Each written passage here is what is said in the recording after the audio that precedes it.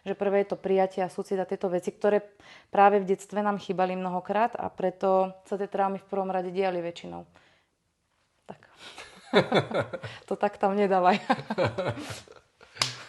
Je, že najprv sa v tom troška vykúpam, vymačam, aby som tej obeťke alebo tomu vnútornému dieťaťu dala tú pozornosť, že si tu chuďatko moje, strašne si zranená. To im nehovorím. To nikto asi nechce počuť.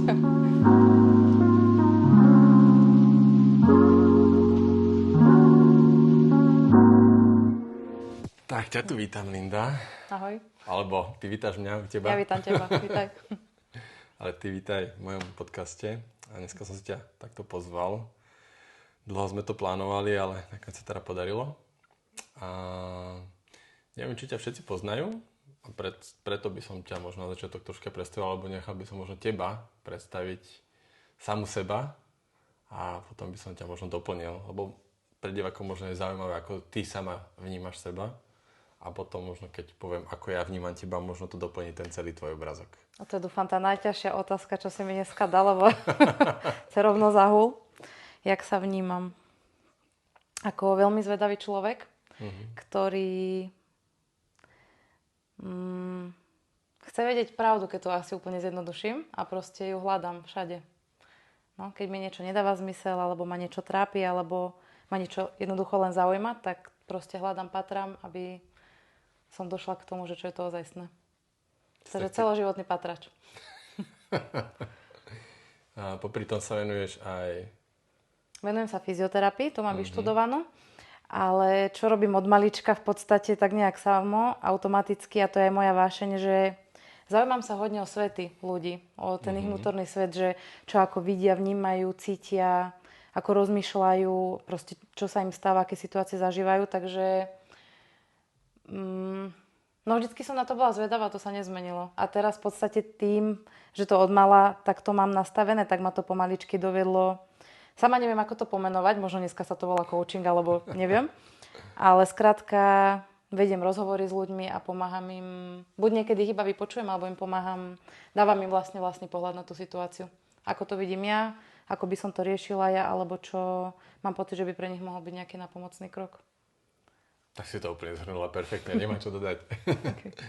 A práve preto som ťa sem pozval, lebo si moja krvná skupina a asi sme tu dneska, máme hodinku hľadačov pravdy. Krásne si to pomenovala, lepšie by som to nevystihol. No a hovoríš teda, venuješ sa aj masážam špeciálnym.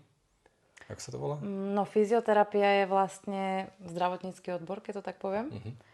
A popri tom mám aj masterský kurz, lebo ja som myslela, že po škole alebo počas štúdia, počas praxe v škole, alebo teda vo fakultnej nemocnici som zistila, že to sakra robiť nechcem. A aj tak som sa okľúkol k tomu dostala, lebo som sa dostala k súkromnému doktorovi a tam to bolo úplne o inom, tam ma to bavilo. Ale došla som do bodu, že mi to nestačí. Takže už... A vlastne tak to bola tá vsúka, že som si spravila maserský kurz, že ja budem len masírovať, že fyzioterapia nie. Ale nakoniec som fyzioterapeutka, lomeno aj masérka už a vlastne už lomeno aj nejaké iné veci. A vlastne nemáš rada škatulky. Tak. Takže... Hej. No super. A vlastne tá tvoja profesia ťa prirodzene priviedla k tomu, že ľudia sa ti chodili nielen položiť na stôl a nechať masírovať, ale pravdepodobne z toho začala byť postupne časom taká... terapia na stole? Dá sa to určite tak povedať? Áno, nie všetci, rozhodne nie všetci. Sú ľudia, ktorí nepočujú ani len na cviky, hej, a na tieto veci, akože mäsové, hmotné, telové. Ale áno, niektorí ľudia, s nimi sa dalo pracovať aj inak. Hlavne pri tých chronických obtiažach bolo vidno, že bez toho sa inak akoby neposunieme. Takže hej, no, tam asi boli také teraz si mi krásne nahrala toto posledné, čo si povedal, že si cítila, že bez toho sa ďalej neposunieme. Je to teda, takto vnímaš? Je tá hlava naozaj to, bez čoho to telo ako nefunguje, teraz som to blbo vysvetlil, ale... Rozumiem, určite áno, podľa mňa. Ale... To nastavenie je veľmi dôležité pri tom, aby sa napríklad ten človek uzdravoval, lebo ty vlastne dávaš ľudí dokopy. Späť, aby napríklad rozchodili sa po nejakej operácii alebo po nejakej nehode, je to tak, o tom je vlastne napríklad fyzioterapia. Aj, napríklad. Teraz už nemávam ako keby čím ďalej, tým mám menej vážne prípady v tomto meritku, že zrovna úplne, že už po nehodách, sem tam sa stane, že nejaký úplne rozbitý skialpinista alebo podobne, ale väčšinou sú to také naozaj chronické obtiaže, že koleno, rameno, chrbtica a podobne, takže... No a teda k tomu, čo si sa pýtal, tak Vnímam to tak, že je to spojené, tie myšlienky a myšlienkové vzory, aké máme, ale ešte o niečo viac sú to tie emócie, čo si nosíme v tele.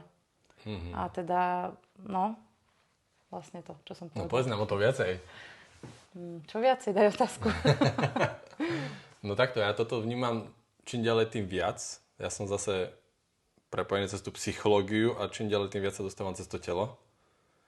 Zistím takisto, áno, v tom tele sú všade uložené tie emócie a hlavne tie emócie sa ukladajú do nejakých tých najslabších častí, kde sme mali nejaké zranenie alebo niečo. To je moje poznanie. Možno to máš trošku iné, možno to nejak doplníš. Lebo ja mám za sebou nejakých ľudí, ktorí keď sa liečia, mali napríklad v detstve nejaké zranenie, ale tie všetky emócie sa im ukladali vlastne tam, kde bolo to zranenie. A potom vlastne je to tá najslabšia časť toho tela. Môže to určite fungovať aj takto, ale ja to zase vnímam tak, že aj tú časť tela, ktorú si dáme tomu zraníme, nie je úplne náhoda, že sme si práve to zranili. Takže v podstate máš pravdu. Hej. To sme to moc nerozviedli teraz. Ale... No, tak mi daj ešte konkrétnejšiu otázku. To skúsme sa teda o tom baviť, lebo teraz si tu troška tak načala niečo medzi nebom a zemou, že to teda nie je náhoda. A čomu teda veríš? No, ja verím mnohým veciam a to by sme tu mohli byť milión rokov. A naozaj je to taká akoby široká téma, že mne sa ťažko bez konkrétnej otázky zachádza do nejakých z tých šuflíčkov. Ale... Máš otvorené pole pôsobnosti. Áno. No ale čo ma tak napadá... Dajme tomu... Každá tá časť tela niečo reprezentuje. Napríklad prsia reprezentujú u ženy tú ženskosť, materskosť a tak ďalej. A keď má konkrétne problém s tou časťou tela, tak v podstate sú tomu nejaké prislúchajúce emócie. Napríklad aj Gabor Mate, určite ho väčšina ľudí pozná, tak on presne prvý tak začal propagovať to vo veľkom, že on v podstate si robil výskumy, sám pre seba si hľadal tieto informácie, že často sa opakovali vzory, že jedna žena, druhá žena, 20. žena, všetky rakovina prsníka a hľadal ako keby tie vzťahy s tým, ako oni žijú a videl, že tam majú tie isté rodinné prostredie, tie isté akoby spôsoby, ako sa vzťahujú k nejakej situácii. Dajme tomu napríklad konkrétne u tohto, že extrémne potlačajú emócie, hlavne hnev, ale obecne, že nevedia vyjadriť proste emócie tak, ako ich prežívajú, ale že to nejak potlačajú v sebe. A tam práve to vyskočilo, ako keby, keď to úplne akoby zľahka poviem, že v podstate nevedia povedať nie, hej, alebo nemajú tie pevné hranice, tak sa to môže prejaviť práve na tej časti tela. Alebo to možno z tej tradičnej čínskej medicíny skôr ľudia poznajú, že pečeň prísluchá orgánu, teda pečeň prísluchá emócii hnev, tak takisto, kto zase sa prehnane napríklad hnevá, je taký cholerik, tak má často problémy s pečeňou. Alebo kto má veľmi problémové vzťahy v okolí, v rodine, tak má problémy s obličkami a podobne. Bavíme sa o psychologických príčinách chorôb. Alebo germánska nová medicína takisto popisuje rovnaké javy. Toto napríklad nepoznám. Nie, no vidíš, sa tu krásne dneska obohatíme obojsmerne. A áno, aké teda takto. Bavili sme sa to o tom, že nejaké emócie sú uložené v nejakom časti tela. Dá sa to všetko tou masážou vyliečiť? Alebo ako sa na to pozeráš z tohto pohľadu liečiteľa? Lebo ty si vlastne liečiteľ cez to telo a aktuálne diváci možno nevedia, sa dostávaš do tej fáze, že začneš byť liečiteľ cez toho terapeuta. Cez toho... Takáto odvážna si až nebola, ale okej. By sa to kľudne takto mohol pomenovať. No, ja to vnímam, zase má to ako keby mnoho vrstiev, ale jedna z tých vrstiev je aj tá, ako to aspoň vnímam ja, že keď človek niečo už pochopí vnútri, tak sa mu môže otvoriť cesta. To znamená, že napríklad nájde kontakt zrovna na niekoho, kto sa venuje tej metóde, ktorá mu môže pomôcť a môže prísť aj to uvoľnenie cez telo. Že ja mu môžem niekde niečo, dajme tomu, uvoľniť, ale bude niekto chodiť a ja viem, že toto má zatvrdnuté, má tam niečo uložené a ja to budem miagať, púčiť až do neviem kedy, ale proste on nič v sebe nezmenil, lebo sa to aj tak stále bude vracať. Ale keď príde to pochopenie, tak na tej emočnej, mentálnej úrovni sa to nejako zmení a v tom tele to ešte stále sa drží a ja to potom raz uvoľním a to krásne odíde. Hej, že sa to stále len doplňa tie veci. Nie je to, že len fyzické funguje, len emočná práca, len mentálna. Oni všetky a ešte aj ďalšie zložky by mali fungovať spolu. Že by sa mali spájať. Aby taký to holistický prístup k zdraviu, k liečeniu. Pozeráš sa na toho tvojho pacienta nejako na chorobu a keď ti tam príde, tak sa pozeráš proste na nejakú osobu, ktorá má rôznych viacej vplyvov. Ja to skôr to telo vidím ako symptóm. Ako keby, že ono ti ukazuje. To je náš kamarát vlastne tá choroba. Áno. Vôbec to v tej chorobe, keď ju prežívaš, tak nevnímaš. Aspoň určite na začiatku si hrozne nasradný, ešte keď ti to niekto povie. Áno. Ale keď si určitými tými fázami prirodzenými prejdeš, tak potom sa na to určite dokážeš tak pozrieť. Hlavne spätne, keď prejdeš nejaký čas, tak určite to vieš vidieť ako dobrú učiteľku. No ako tí tvoji klienti reagujú na to, keď im povieš, Ježiš, to je super, že vás toto boli. To im nehovorím. To nikto asi nechce počuť. Sem tam sa ti stane, že úplne vidíš, že je niekto tak extrémne dobre nastavený a to hneď cítiš a vnímaš, že môžeš sa rozprávať skutočne otvorene, ale tam treba ako keby, aspoň za mňa, rešpektovať aj to, že keď ten človek zrovna trpí, tak není úplne pekné asi mu takéto veci rozprávať, lebo on sa potom cíti nepochopený a ako keby, že sa tie veci koľkokrát aj zľahčujú, čo on prežíva, alebo že ešte mu nebodaj aj hovorí, že tak ti treba, môžeš si za to sám a to není, tam sa nezačína proces liečenia podľa mňa. Že prvé je to prijatie a súcit a tieto veci, ktoré práve v detstve nám chýbali mnohokrát a preto sa tie traumy v prvom rade diali väčšinou. Že dieťa môže zažiť aj naozaj ťažkú vec a pokiaľ je tam ten rodič, ktorý mu pomôže ako keby zregulovať ten nezrelý nervový systém, tak tá trauma sa vlastne ani neudeje. Ale keď je tam niekto, kto ti povie, tak ti treba, alebo ty za to môžeš, alebo ťa ešte potrestá, alebo ťa jednoducho nechá na to samého, to ten nervový systém, ktorý zrelý nie je, to proste nevie spracovať a vtedy nastane tá trauma, že sa od seba odpojíš, aby si to vôbec prežil. Čiže to telo je vlastne hrozne múdre, že to robí, že netreba sa naň hnevať, lebo to znamená, že chceš žiť. Že to ťa ako keby zachránilo od toho, čo si vtedy nevedel spracovať, ale ako dospelí už by sme mali mať kapacity to vedieť spracovať alebo nájsť pomoc, ktorá nám to pomôže sa cez to ako keby dostať. Tak. To tak tam nedávaj. To tak? Ty tam dáš aj toto, že nie, nedávaj. Veľmi krásne si to vysvetlila. Veľmi veľa nitiek si mi nahodila, na ktoré sa viem chytiť. Ale ešte predtým, ako pôjdeme do toho, kľude to teraz tak prirodzene preliniem do ďalšej sféry. Vlastne, čo je tvoja špecializácia? Na čo sa ty špecializuješ? Čo je tvoja téma? S ktorou ty ideš ku klientom a kde sa ty cítiš najviac doma? Ja viem, čo to je, len klienti to nevedia. No ja práve tiež akoby nemám sama vyšpecifikované niečo, ale čo najčastejšie so mnou hlavne ženy riešia sú vzťahy. Cez čo sa aj tak vždy dostávame k vzťahu k sebe samej a potom ďalej, hej, rodičia a tak ďalej, ale primárne je to ten vzťah k sebe. A takisto prejavovanie emócií práve, tá autenticita, tak to sú také moje témy, že ma fakt zaujímajú a ešte špeciálnejšie hnev, lebo s tým mám veľa dočinenia.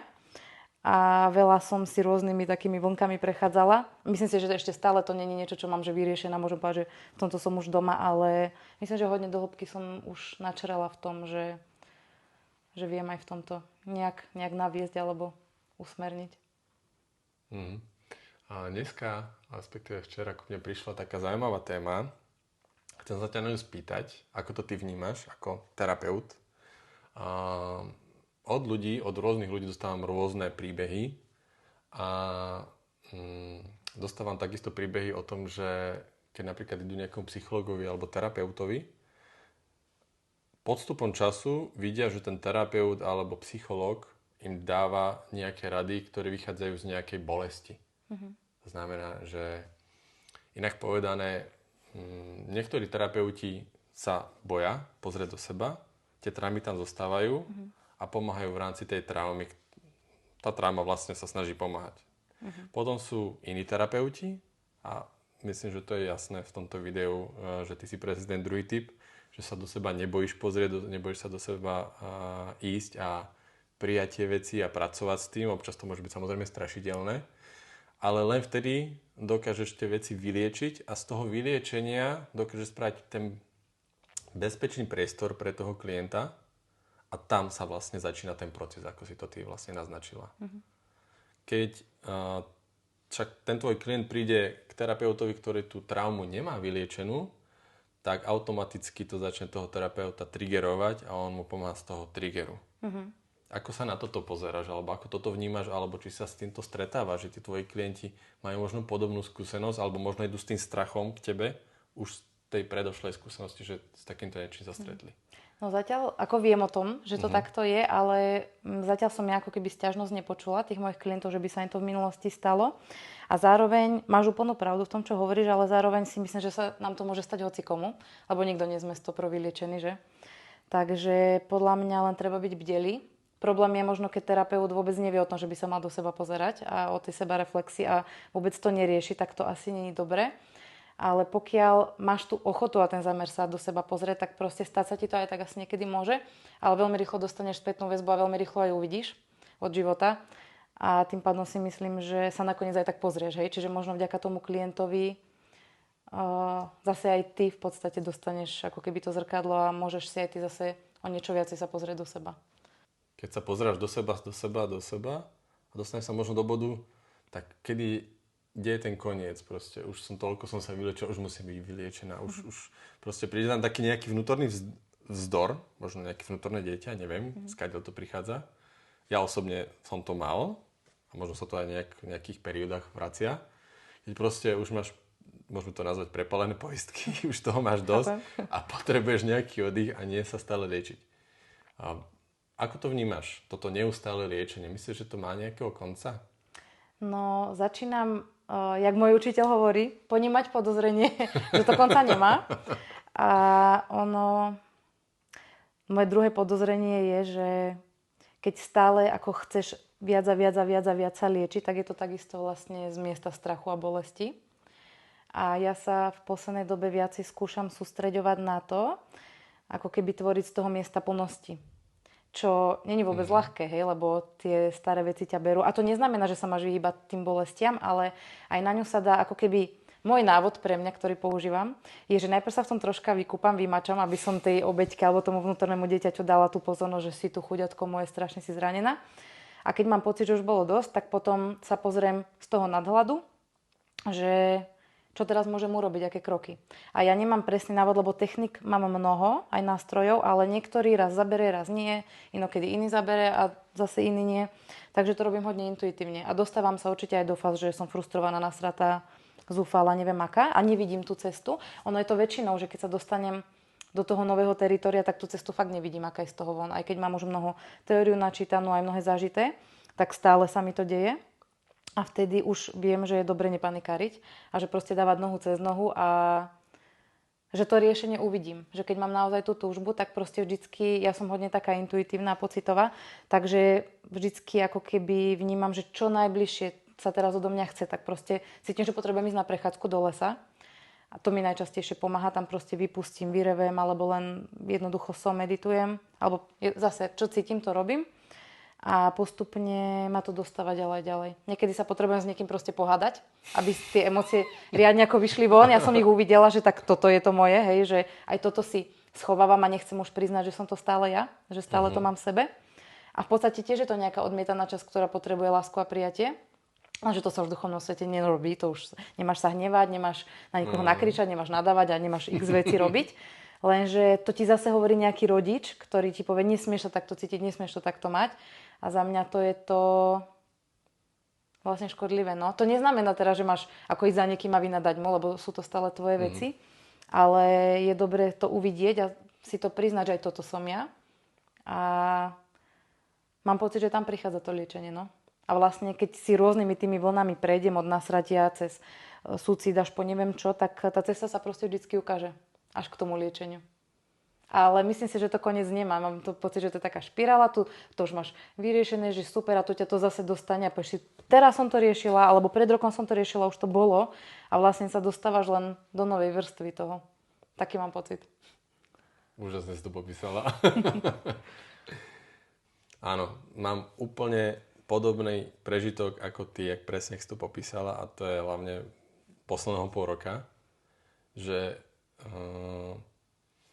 ale je to tak, že nejaký ten spirituálny svet, alebo to učenie, alebo všetko, čo tak človek nejak nasáva, musíš byť v nejakom tom svojom priestore a byť od všetkého odbremenená, nestotožňovať sa so svojimi emóciami a podobne.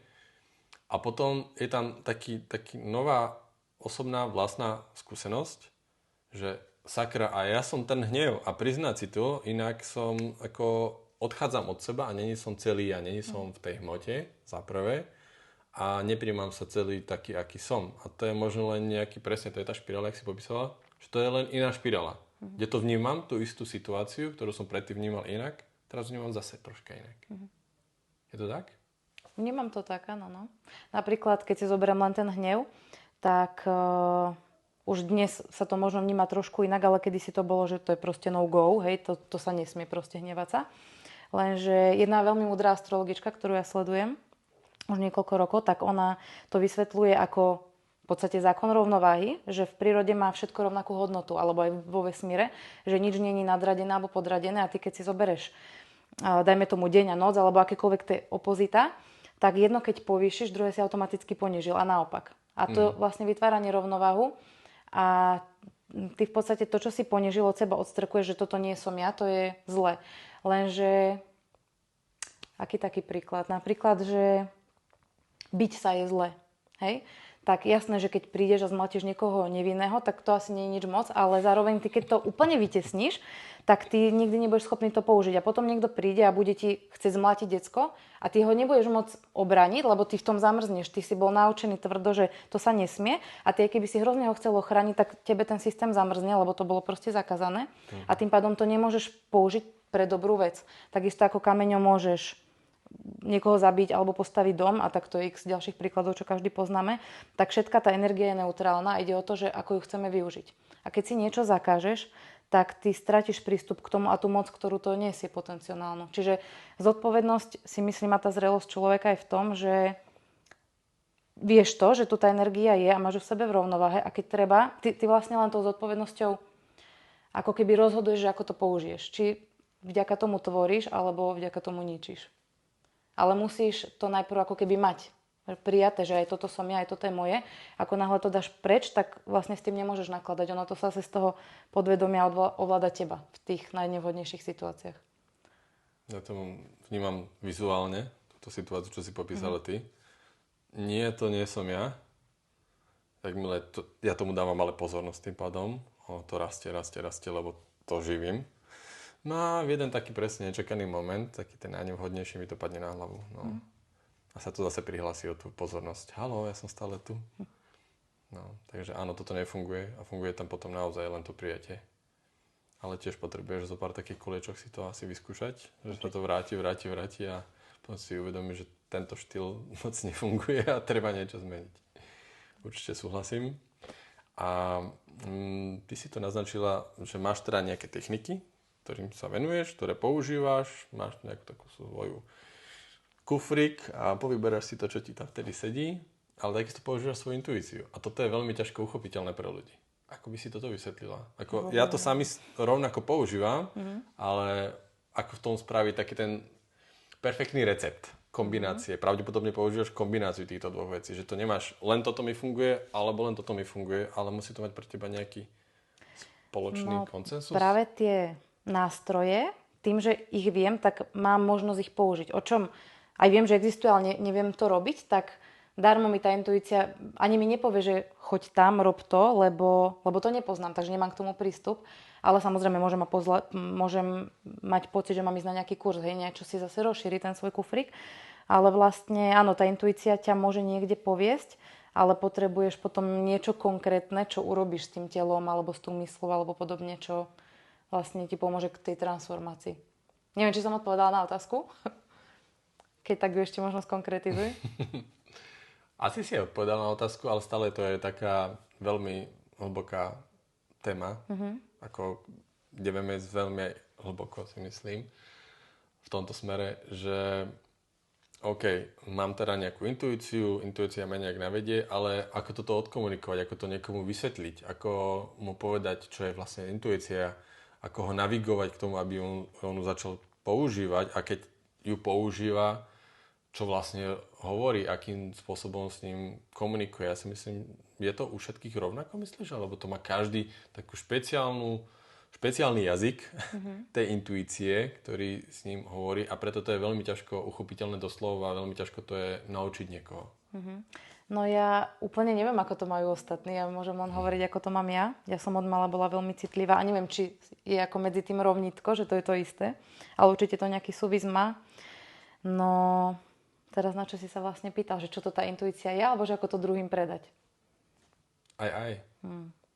Čo to je pre teba? Nás zaujíma ty teraz, hej? No pre mňa je to také vnútorné vedenie, že takto to je. A mne ináč práve priateľ často, on je strašný, že on sa volá sám, že Dr. House, alebo jedna jeho zložka, čo všetko spochybňuje a do všetkého vrtá, ale nie preto, že by to ako chcel zhodiť, ale preto, že ho to zaujíma, že na akých základoch to stojí. A veľa sme sa na túto tému rozprávali. No a vlastne mne z toho vyšlo niečo také, že... Lebo viem, že vie mať aj akoby pocity zo zranenia, hej, ktoré vychádzajú. To sú nejaké strachy a podobne. Lenže tam je ten pocit strašne taký nástojčivý a intenzívny a taký nutkavý. A potom mávam niekedy pocit, ktorý je absolútne pokojný. A myslím, že ten pokojný pocit je práve tá intuícia. Tak som to zatiaľ odpozorovala. Že keď ma to do ničoho netlačí, ani keď nemám pocit, že rýchlo niečo musím, lebo vtedy práve to vychádza z toho, že buď mám z niečoho strach, alebo podobne. Ale keď je to úplne také kľudné, že takto to je, tak viem, že o to sa môžem oprieť. Zatiaľ tak hovorím, mám takú skúsenosť. Možno, že to je aj inak, ale pre mňa je to zatiaľ takto. Tiež si myslím, že to je... Určite, keď chceme počuť tú intuíciu, musíme sa asi skľudniť. Určite že aj... vy z tej situácii, alebo z tej situácii, tak tá intuícia nie je úplne vždycky k dispozícii. By som povedal, lebo keď sme plní emócií, a hlavne keď sa stotožní, že ja som tá emócia, tak tá intuícia tam proste nemá prístup k tebe. A treba odísť, z toho aspoň teda takto robím ja. Tu som ja, tu je tá intuícia, tu je tá emócia. Oddelíme sa ako dve samostatné entity a pozorujem vlastne, čo sa deje. A na základe tohoto viem potom ako vyhodnotiť, alebo môže vtedy prísť ku mne tá intuícia a môžem to vidieť úplne inými očami. Alebo môžem mať presne. A každý to má troška inak, si myslím, z toho, čo sa rozprávam s ľuďmi a kamarátmi a liečiteľmi. A niekto cíti v bruchu, niekto má tu na hrudi také teplo, niekto to cíti ako takú ľahkosť, každý to má troška inak, ale že je to taký ten, ty si to krásne popísal, nie je to naplnené nejakým strachom a nie je to naplnené nejakou ten strach je asi ten perfektný ako nástroj na to, že toto nie je. Všetko ostatné, keď je to v kľude, keď je to v tom mieri, keď je to v tej láske, tak to je ono. Tak? Tak to vnímam nejak. Mne sa o tom ťažko hovorí, lebo viem, že sú aj termíny ako inštinkt a ešte neviem, aké ďalšie tieto akoby zložky. A ja sama teoreticky v tom nemám úplne jasno, hej, že human design hovorí niečo, potom ako rôzne ďalšie smery hovoria niečo. A ja si to zatiaľ sama pre seba snažím spoznať a oddeliť a zatiaľ sa mi podarilo akurát tieto dve veci oddeliť. Hej? Že toto je asi to, kedy konám z toho strachu a mám presvedčenie, že to je pravda a potom zistím, že to bolo takéto to z napätia, že rýchlo niečo urobiť, alebo že veľmi chcem presviečať napríklad druhých o tom, že to tak je. To je ešte tiež také dobré vodítko. Ale keď tam mám také pokojné, že takto to proste je a je vlastne jedno, že čo na to druhý povedia, že to je taká moja kľudná, hlboká pravda, tak a necítim sa vlastne ohrozená tým, že to má niekto inak, tak to je pre mňa také vodítko, že to asi bude tá intuícia. Máš k nemu vlastne prístup, keď si vo svojom strede. Tak, to môžeme to robiť. Dobre. A poďme k tvojej hlavnej téme, ktorú teraz možno ľudia sledujú u teba na tvojich sociálnych sieťach. To sú narcisti. Tvoja špecialita. Tiež je také ošemetné toto hovoriť, lebo to je v podstate klinická diagnóza a ja nemôžem diagnostikovať. A niekedy to robím, hej, ticho. Sama pre seba. No, ale tak hej, dajme tomu, že tak toto je. No tak povedz nám viacej o tom, kto to je narcista, alebo teda prečo teba to zaujíma, táto téma. Prečo to k tebe prišlo? Prišlo to ku mne, prečo neviem, ale vyrastala som v tom, čo som samozrejme nevedela, ale tie moje vzťahy mi to ukazovali. A hlavne ten predposledný vzťah bol hodne v tom intenzívny a aj náročný, ale tam som to celé uvidela, akoby vôbec, že to existuje, aké to má korene, prečo sa to mne dialo. Precitla si. Áno, presne, že mi to pomohlo odkryť, ako keby nadvihnúť ten posledný koberec, čo som tam mala s takou riadnou kopou, ale som ju vlastne nevidela. A ja už keď som do toho vzťahu išla, tak ja som úplne vedela, že ja ešte niečo v živote sakra nevidím, lebo predtým sa diali veci, ktoré som vedela, že takto nie sú dobré, ale sama som vôbec nevidela, že ako majú byť a hľadala som odpoveď aj u terapeutov, aj u múdrych ľudí a vlastne nikto mi tú odpoveď nedal. a iba som vedela, že sakra niečo nevidím a neviem, čo to je, tak som si to vlastne pritiahla, že potrebuje mi to niekto ukázať. A už keď som vstupovala do toho vzťahu, tak som veľmi dobre vedela, že toto vôbec nebude dobré na nejakej úrovni. Ale zároveň som cítila silné nutkanie, že tam musím ísť. Si to ešte teda ako odžiť a zvedomiť. A tak som to teda krásne uvidela celé, no, tú tému.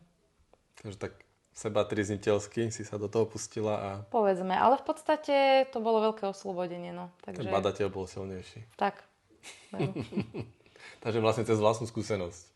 Určite. Ja si myslím, že to je veľmi dobrý učiteľ, tá vlastnú skúsenosť, lebo vtedy vieš potom nacítiť, vieš sa vcítiť do toho klienta a vieš mu pomáhať naozaj